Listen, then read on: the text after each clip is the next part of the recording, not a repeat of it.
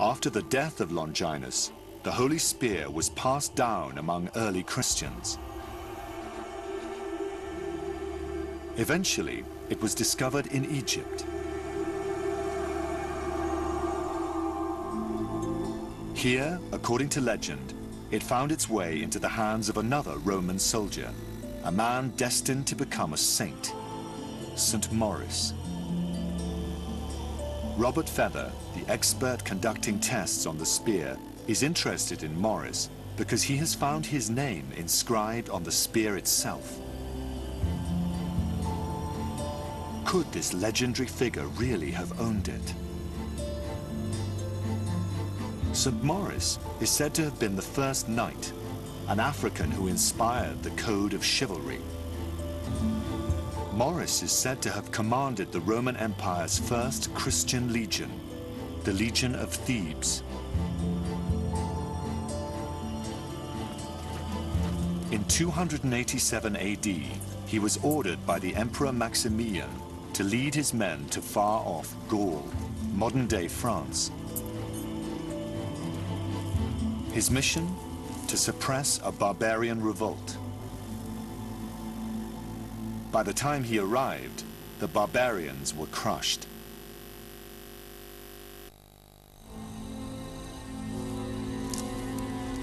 Surveying the battlefield, Moritz made a tragic discovery. The barbarians weren't pagans, but fellow Christians, recent converts to the new faith. Moritz was racked with guilt and doubt.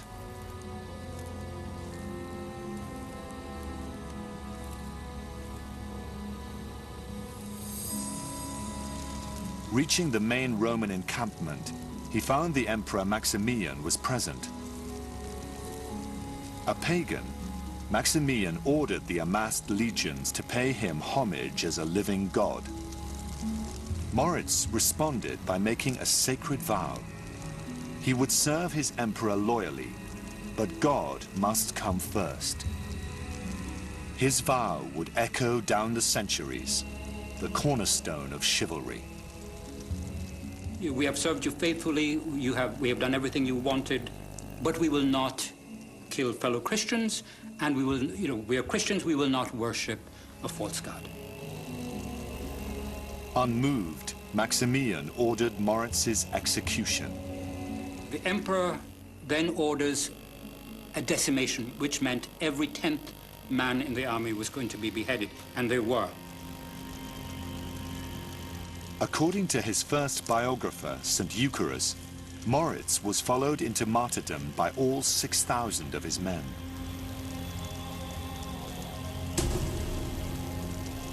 Rather than honor a false god, they chose death, a sacrifice rooted in real events. At least the nucleus of the story is true.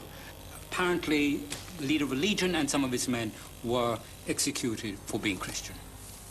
Centuries after his death, Moritz was venerated as the patron saint of knights and crusaders.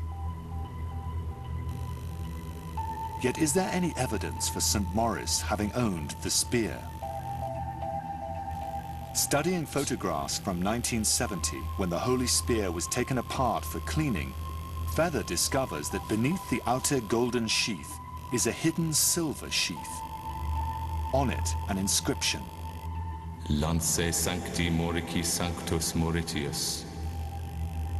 The Lance of St. Maurice.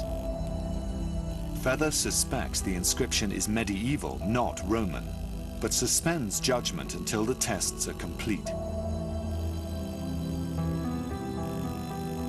The photos reveal a host of component parts.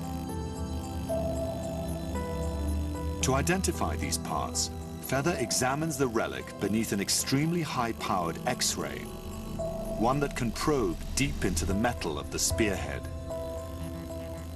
The X-rays were very, very useful, and no one's done them before, in seeing how the parts inside were put together. Using the X-rays and photos, Feather commissions a 3D virtual model of the spear to help him unravel its secrets.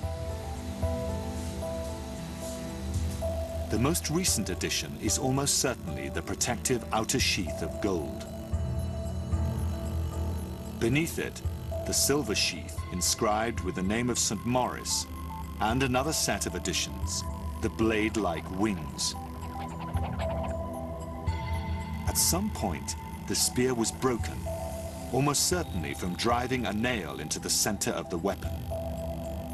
This mysterious nail is linked to the next chapter in the spear's mythical story. Using the virtual spear, Feather breaks down his analysis of the relic piece by piece. Was the golden sheath added in the 14th century when the spear was kept by Charles IV in Castle Karlstein? The golden outer sheath is certainly consistent with a date of the 14th century AD. How about the silver sheath beneath it? Dedicated to the African knight St. Maurice, it was allegedly inscribed by an 11th century German king called Heinrich. The inner silver sheath does date to the 11th century AD. Feather is certain the silver wire also dates to the 11th century.